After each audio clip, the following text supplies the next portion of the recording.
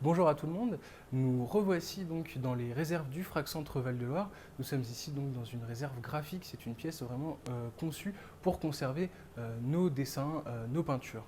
Nous avons donc juste derrière moi ces caisses où sont conservés donc ces dessins et nous avons également, nous allons le voir juste après, des tables où on va pouvoir consulter ces œuvres mais également les restaurer. Nous allons donc parler de deux architectes autrichiens aujourd'hui. Ce duo d'architectes s'appelle Domingue et Huth. Ils ont donc collaboré à partir de 1963 pendant 11 ans dans la ville de Graz. Dans cette ville, ils s'y sont installés, ils y ont travaillé, mais ils ont également développé la faculté d'architecture dans l'université technologique de cette ville.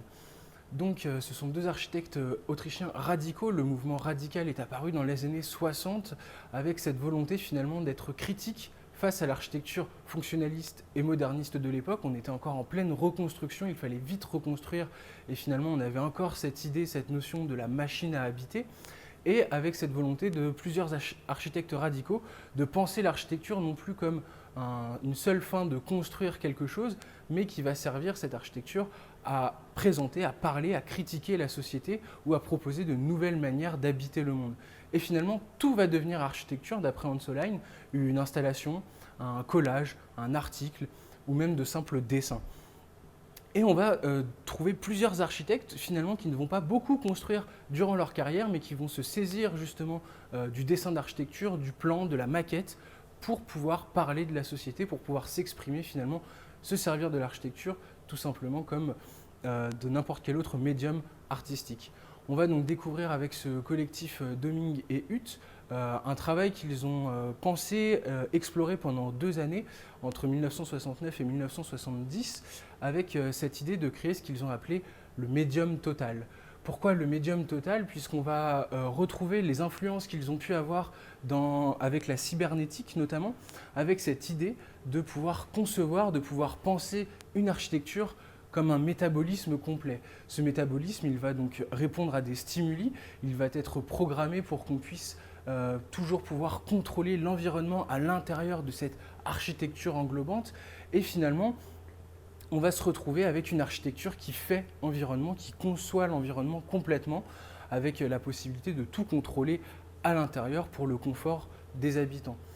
Ce médium total, finalement, ce qu'ils disaient eux-mêmes, c'est une utopie ironique, avec cette volonté de parler, de mettre en avant les peurs aussi qu'on avait donc à la fin des années 60, avec la peur de la guerre froide, où on va plusieurs fois frôler la destruction de la planète à cause d'une guerre nucléaire. Et donc ici, ce médium total, cette architecture organisme finalement, va nous permettre de pouvoir quitter la planète Terre une fois que celle-ci sera contaminée. Donc avec cette volonté de pouvoir créer des architectures flottantes qui vont être satellisées autour de la planète, qui vont pouvoir également englober la Lune. On retrouve ici cette carte de la Lune sur un des 9 panneaux qui constituent Médium Total, et on voit cette espèce de gélatine finalement sur quasiment toute la surface de la Lune qui est venue donc se mettre dessus. On voit également tous ces petits disques rouges qui représentent donc des villes, des habitations, avec cette idée finalement que les êtres humains vont pouvoir quitter la planète contaminée pour continuer à survivre, pour que l'humanité survive finalement à la destruction de la planète Terre avec cette architecture médium total. Et dans un second temps finalement, une fois que les retombées radioactives auront cessé, on va pouvoir faire en sorte que médium total retourne sur Terre, permette finalement de réparer, de penser la Terre. On est vraiment sur une architecture qui va faire cataplasme finalement sur la planète, et on va pouvoir de nouveau habiter sur la Terre. Et ce qu'ils nous disent finalement, c'est de commencer à habiter la Terre à travers les océans. Donc on voit ici qu'on est sur une architecture qui ne veut pas être construite.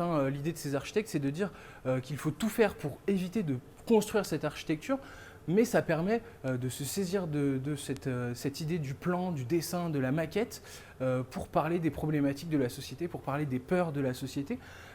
Ils parlent donc de cette peur de la guerre froide, mais ils vont également parler de la peur de la surpopulation, puisqu'effectivement, en arrivant à coloniser la Lune, et pourquoi pas même Mars, on va pouvoir justement continuer à croître en termes de population sans forcément complètement épuiser les ressources naturelles de la planète.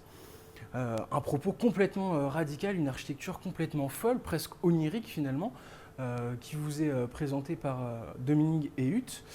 Moi je vous dis donc au revoir, à la semaine prochaine pour une œuvre de l'exposition Quand la forme parle.